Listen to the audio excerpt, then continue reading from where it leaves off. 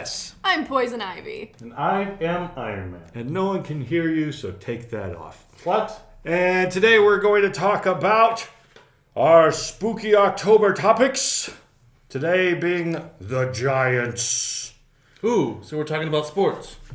Absolutely not. New York. Nope. San Francisco. We are nerds. We're not those kind of nerds. Except he's that kind of nerd. I can be both. Those are like statistic nerds. Don't care about those. So, we're instead going to talk about the Giants of the Bible, which we recently talked about in the 1208-Bit Nerd Church podcast episode called There Be Giants and Them Thar Hills. You can check that one out. Wait, that was the title? That was the title. You have to listen to the beginning to understand how that even came about. Okay.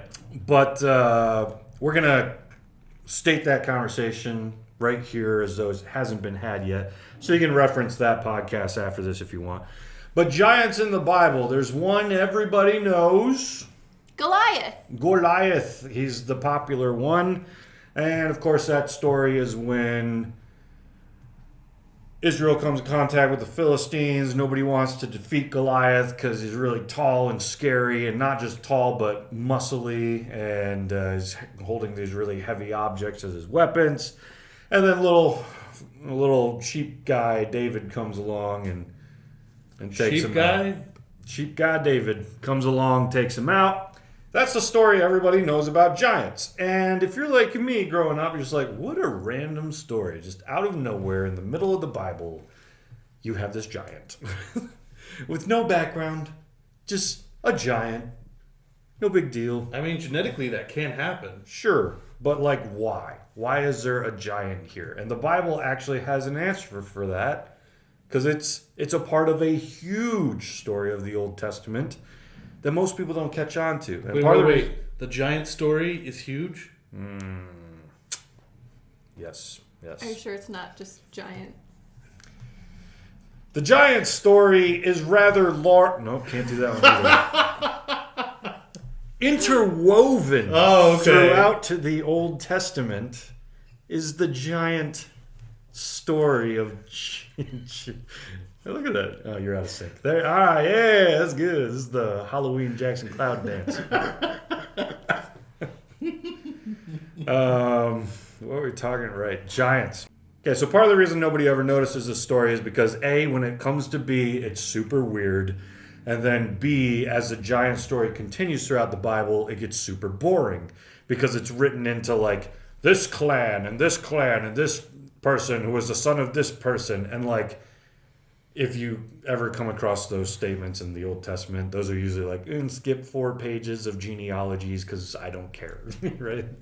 But if you're really tracking, if you're really paying attention and trying to map all this out, you'll notice the giant story is intentionally a giant story throughout the Old Testament. It keeps on showing up. So it starts in Genesis 6, where we get this weird story about the sons of God procreating with human women because they were beautiful and giving rise to a race called the Nephilim, which occasionally still gets used in stories today. Didn't you say like there's some show you watch that has it? Yeah, so Supernatural has done a whole thing about Nephilim and a specific character named Jack.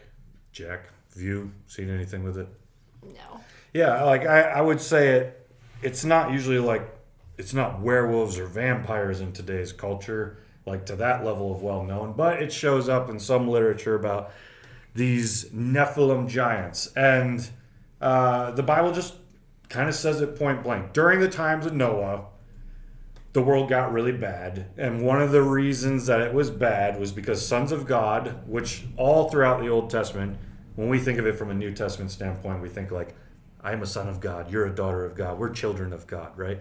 In the Old Testament, sons of God were spiritual beings. They were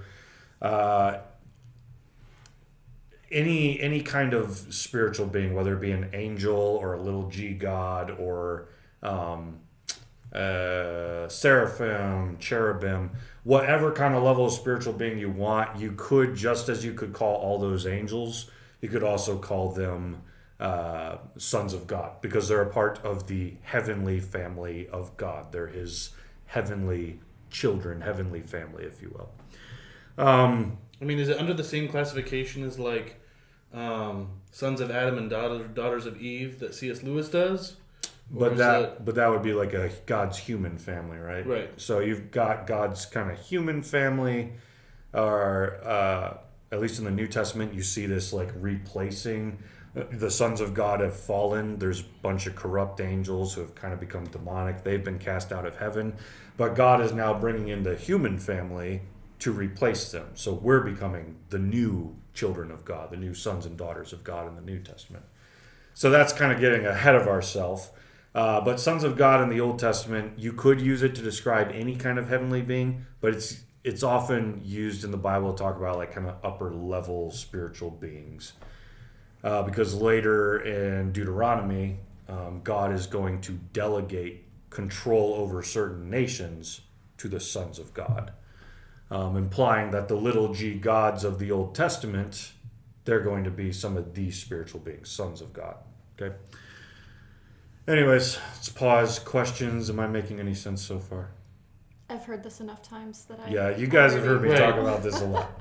So just to clarify really quick as to where we've said, there are beings in heaven known as sons of God all throughout. I mean, they don't come up a ton, but they come up enough in the Old Testament that we're able to tell they're spiritual beings, okay? Genesis 6 tells us that some of them decided to go against God's wishes and break the order of what makes sense as God has set it up and create chaos by procreating with humans to give rise to a quasi-divine new kind of race that, yes, are human, but also, yes, are angelic in a sense, and they're known as the giants. They're large. Doesn't necessarily have to be large. Like when you think giants, what are you thinking? What's gone through your head? I mean, like we talking about like fee fi fo fum kind of Well, giant. yeah. I mean that, or also just besides the sports reference, like Jack and the Beanstalk is the story you referenced, Right. but also just very very large people. Yeah. Thinking like Andre the Giant. Okay, so yeah, that actually might be a better understanding of what a biblical giant would be like. Anybody remember how big Goliath is? Isn't he like 7 foot? So by the Masoretic text, which is the Bible we all carry today, says he's 9 feet 9 inches. But all the texts we found that are older than the Masoretic text tell us that he was like 6 foot 6 inches. So first off, So he was Michael Jordan. yeah, we can NBA player size. The only measurement we have of a giant in the Bible is technically by better scriptural understandings is 6 foot 6. Okay, they could have been bigger than that, but that's at least the one measurement the Bible gives us. I mean, we do have other giants in the Bible. Deuteronomy 3 talks about King Og, who had a bed that was 13 and a half feet long by 2.5 feet wide. And he seems to have been a giant of sorts. Wait, what? He was 13 and a half feet tall. Well, it doesn't mean he has to be that Two tall. and a half wide? That's like... If he's the only one sleeping on it, I don't know. I mean, most full size are wider than that these days. Well, sure, but this is ancient time. We're not even talking nice fluffy mattress here, man. His bed, though, was like 13 and a half feet long. So, like, there's this implication this guy was a giant in some ways, and that we get this kind of view of, like, there's another measurement, but was he really that tall, or did he just have a big bed because he was a big guy? I don't know. But either way, that first off, that shows you that Goliath isn't the only giant mentioned in the Bible. But there's also others known because though they're known as Nephilim in Genesis 6, they continue beyond that to take on different names, which is weird because the flood comes after we meet the Nephilim and it's supposed to wipe everyone out. But then we get to Numbers 13, and Numbers 13:33 says when they're going to conquer the Holy Land, they find out, like, we saw the Nephilim there, but then they say the sons of Anak, who come from the Nephilim. And we seem to ourselves like grasshoppers, and so we seem to them. So they're saying, like, we went and spied out the land, and there were super tall people there. They were the Nephilim. So we have two possibilities, and I guess you can decide what you want. A, either the flood didn't wipe everything out, maybe because it was more local than global, or maybe because it was, maybe they made their own boat. I don't know. If they were supernatural-ish beings, maybe they had other qualities to them. I don't know. Either way, Numbers 13:33 is the first time we hear about the Nephilim since they all existed, since the flood. And they talk about them very point blank, like, yeah, they were there. It's like, oh, okay. But they also just call them the sons of Anak. Who's Anak? Anak was a guy who had some sons. But that's just and the many thing. sons had Many sons had giant Anak. Yeah, that doesn't quite fit. Well, here's the thing. The sons of Anak are known elsewhere in the Bible as the Anakim. Okay? Oh, okay. So just as we have the Nephilim, or as someone pronounced, the Nephilim, now we also have the Anakim. And this is important to note because in Numbers, we now realize, like, hey, if we're actually paying attention to genealogy here, we should expect that when we come in contact with the Anakim now, we should also be thinking giants. But because we're not usually taking little genealogical notes as we're reading our Bibles, we don't notice that. But the sons of Anak, they're giants. Anak is a giant. And so if we're paying attention, we start to catch on to all this. And even more so, because Deuteronomy 2 tells us that there are other groups of giants who are known to other nations by different names. There's the Emim, the Rephaim, the Zamzumim. Gesundheit. Yeah, and then the joke's getting old, man. But it still works. And then the Amorites. The Amorites aren't all giants, but the prophet Amos is going to talk about them having the height of cedars. In other words, he's talking about they're not, as tall as redwoods or anything, but he's using poetic form to say, like, giants, they're tall, right? They got the height of cedar, showing us that some of the Amorites were expected to also be giants. In a similar way, the Bible also talks about other giants being dispersed throughout the clans of the Amalekites, the Hittites, the Jebusites, the Canaanites, and the Philistines. Like Goliath is with the Philistines, right? So now the list has grown. When we see Nephilim, Anakim, Emim, Rephaim, and Zamzumim, we should be thinking giant clans. Likewise, when we read stories about Amorites, Amalekites, Hittites, Jebusites, Canaanites, and Philistines, we should be thinking there's some giants sporadically spread throughout these people. And So that everybody starts, had giants. Yeah, giants. This is what I'm saying. Interwoven, guys. It's all throughout the Old Testament. It's interwoven throughout the whole thing. We have their names sometimes. Anak's kids were Arba, Sheshai, Ahiman, Talmai. So we've got more giants than just Goliath mentioned by name.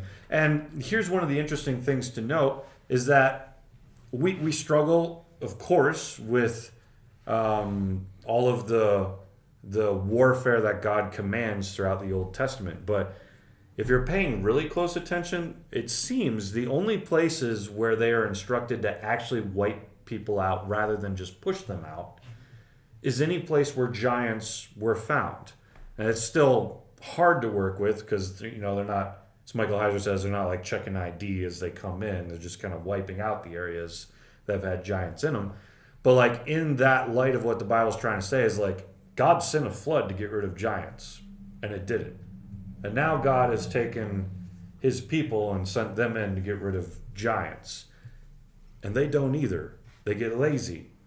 Because the story of giants continues beyond the conquest.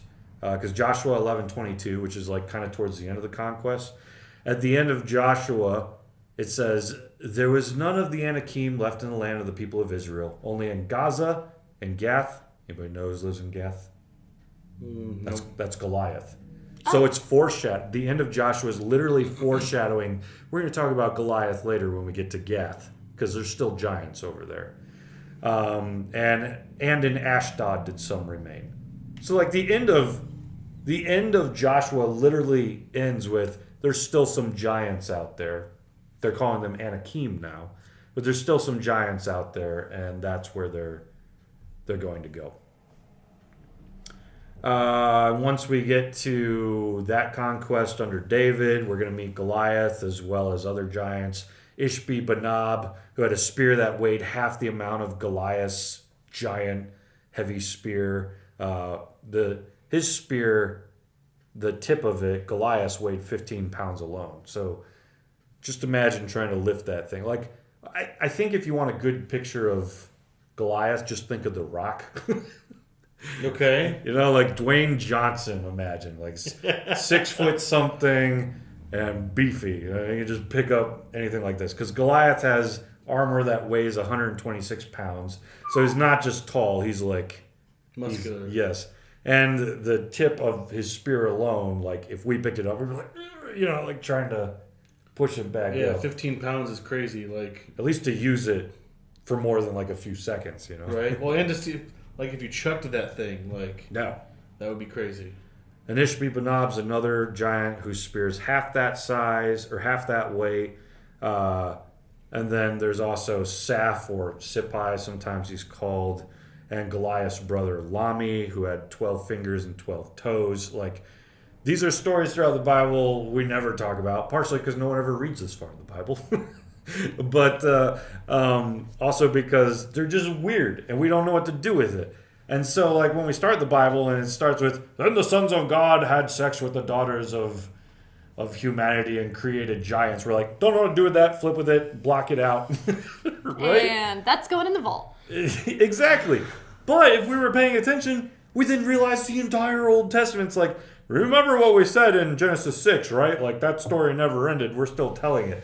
But because we put that in the vault, we don't catch this huge story that's going on. So clearly there's a wide impact to the point of the conquest that happens in the Old Testament, to the flood, and to even more. But before we continue, questions, thoughts, not Casey jokes.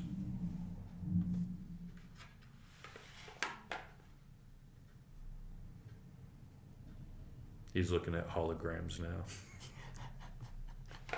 You said not a Casey joke, so I put the mask on. Okay, so let's just quick synopsis. Say it back to me. What did I say?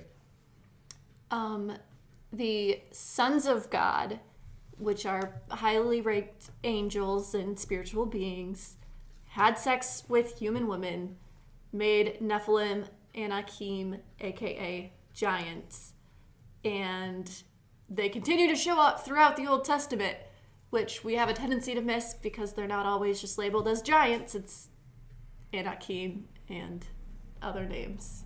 Very good. Does that match what you heard? Pretty much. I mean, so the Philistines would have been a great football team.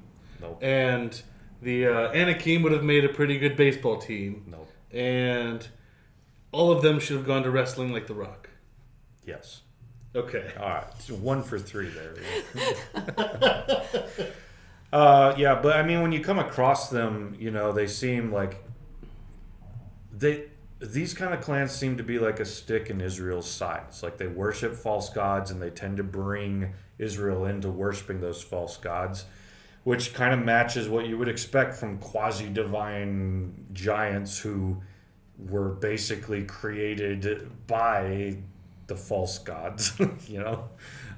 Which I know that sounds weird, but like, think of it this way. Like, in sci-fi today, we write about what if we ever made robots that were so sentient, then we get this question like, do they have a soul?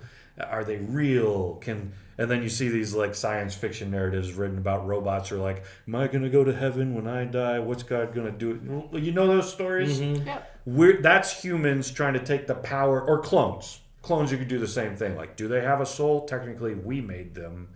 They're not made by God per se, or not by any godly means. This is humans creating humans in a a false kind of way, right? That's us trying to take power that we have to try to become creators.